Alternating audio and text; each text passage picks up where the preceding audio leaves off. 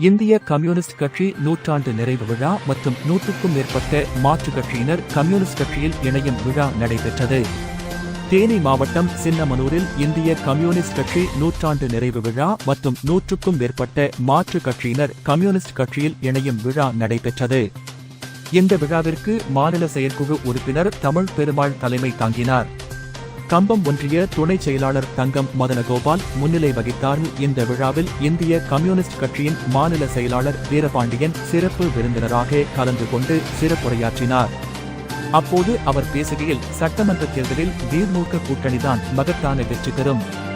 அண்ணா திராவிட முன்னேற்றக் கழகம் சரியாக இருந்தால் போட்டி பலமாக இருக்கும். அவர்கள் சேர்ந்த கூட்டணியால் எங்களது கட்சி பிரதான வெற்றி பெறும் என்பதை அழுத்தமாக நான் கூறுகிறேன் என்றார். திமுக ஒரு வலுவான கட்சி.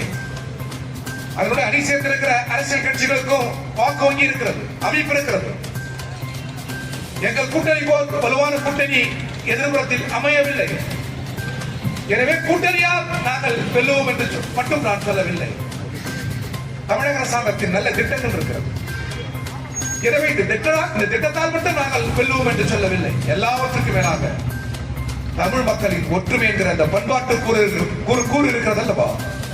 எல்லோரும் அமைதியாக நட்போடு வாழ வேண்டும் என்கிற அந்த கலாச்சார சிந்தனை இருக்கிறது அல்லவா?